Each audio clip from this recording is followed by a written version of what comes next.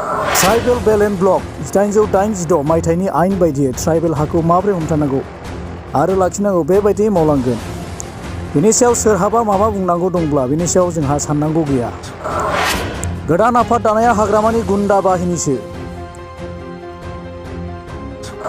BPF राजखान्थि दोलो दानायनि उनाव एनडिएफबिखौ फोजोबस्रांनायनि मुङाव बिपिएफआ मिरु सोरखारनिफ्राय कौटि कौटि रांनि केलेंकारि खालामदोंमोन।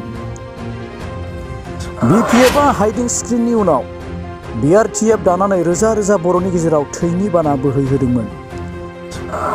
थामथि गोरोबथाखौ सिफायनो थाखाय बाथानि दैदेननायाव एनएलएफबि जोनोम होनानै बर'नि गोजोनखौ फोजोबस्रांनो नागिरदोंमोन बिपिएफआ। आरो दाबो बर' फरायसा आफादनि मुङाव गोदान आफाद दानानै बिपिएफआ बर'नि खौसेथिखौ फोजोबस्रांनो नागिरनाया मोनसे बिपिएफनिनो खोन्दो।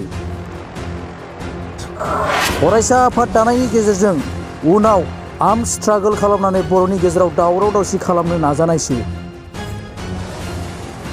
बे गासैबो बुंनाय बाथ्राफ्रा जोंनि बाथ्रा बुंनाय नङा, नाथाय बिटिसिनि हाग्रा बिफाननि मावफुं सोद्रोमा रनजित बसुमतारीनि बुंनाय बाथ्राफोरसो। मोनसे खोन्था दावराव मोख्रेब ना दावराय मोख्रेब आं बेखौ मिथिया। बिथाङा माबायदि मोख्रेबबाय थायो आं बेखौ बुंनो हाया। खिन्थु आंनि खोन्थाया स्पस्ट'। आं लेन्ड एन्ड रेभिनिउनि सासे इएम हिसाबै, आं सासे ट्राइबेल फिसा हिसाबै ट्राइबेल बेल्ट एन्ड ब्लकखौ माबोरै सेभ खालामनांगौ बेखौ 1886 मायथाइनि आयेनावनो लिरखाना होनाय दंबायदि बेफोरबायदि जों मावलांगोन। सोरबाया गावनि पलिटिकेल सार्थनि थाखाय बेकिं खालामनानै बा उकालिटि खालामनानै बुंनो हागौ, बेखौ आंहा बुंनांगौ जेबो गैया। खिन्थु ट्राइबेल बेल्ट एन्ड ब्लकनि सिङाव बे ट्राइबेलफोरनि मोन्थाया थाखागोन, बेवहाय रावबो बारग'नो हाया।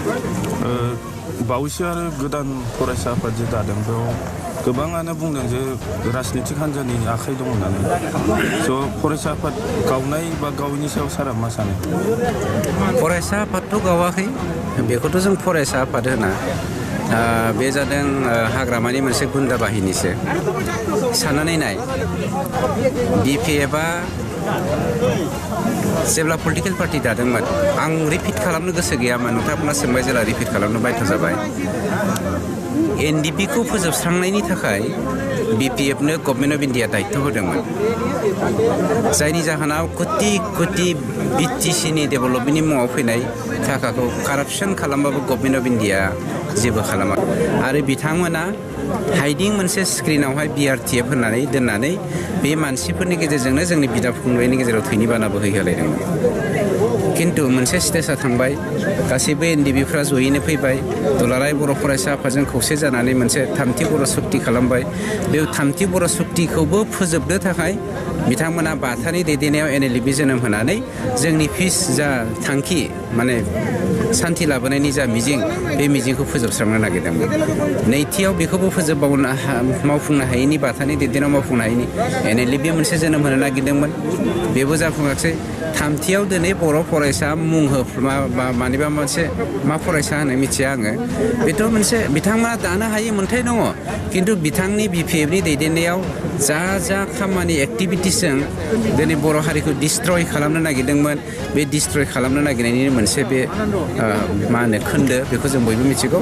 थारमाने बे फरायसा आफादनि मुं लाफानानै मावनायनि थांखियानो जादों नेक्स्टआवहाय आर्म स्ट्रागल खालामनानै बिसोरनि गेजेरजों जोंनि गेजेराव माबा मोनसे दावराव दावसि खालामफिननो नागिरदोंमोन, बिसोर साननो गोनां बाथ्रा।